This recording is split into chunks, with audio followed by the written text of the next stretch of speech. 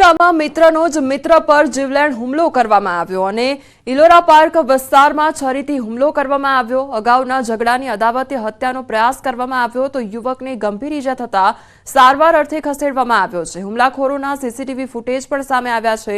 યુવકે બચવા માટે બૂમાબૂમ કરતા હુમલાખોરો ફરાર થઈ ગયા હતા તો ઈજાગ્રસ્ત યુવકને હોસ્પિટલના આઈસીયુમાં દાખલ કરવામાં આવ્યો છે। ભોગ બનનાર સાથે 6 મહિના પહેલા થયેલી તકરારનો ખાર રાખવામાં આવ્યો હતો અને 4 જેટલા લોકોએ હુમલો કર્યાનું સામે આવ્યું છે। ત્યારે હાલ તો પોલીસે વધુ તપાસ હાથ ધરી છે। એચએનજીયુ કેમ્પસમાં દારૂની બોટલો મળવાનો મામલો સામે આવ્યો છે। યુનિવર્સિટીના રજિસ્ટ્રારનું ચોંકાવનારું નિવેદન સામે આવ્યું છે।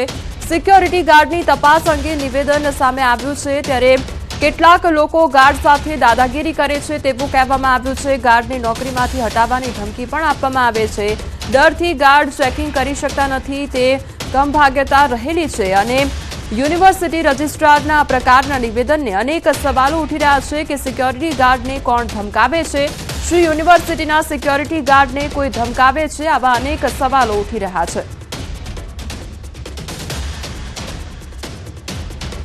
સિક્યુરિટીની અંદર પણ આપણે ગેટ ઉપર આપણે જોયા છે કે ઘણા ઓછા પગારથી વ્યક્તિઓ હોય અને એ એમની ડ્યુટી બજાવતા જ હોય છે। સવાર બપોરે 7-3 પાળીમાં આ બજાવતા હોય છે। છતાં પણ આપણા દેશમાં કેટલાનું ચેકિંગ કરવા માટે એ પ્રયત્ન કરતા હોય ત્યારે કેટલાક લોકો પોતાની વગ પોતાની દાદાગીરીનો ઉપયોગ કરીને પણ આવા લોકોને કહે કે તમારે નોકરીમાંથી તમને હટાવી દઈશ તો આવા ડરના મારે પણ આ લોકો જે ચેકિંગ કરવું જોઈએ એ કરી શકતા નથી। એ પણ કમભાગ્યતા રહેલી છે।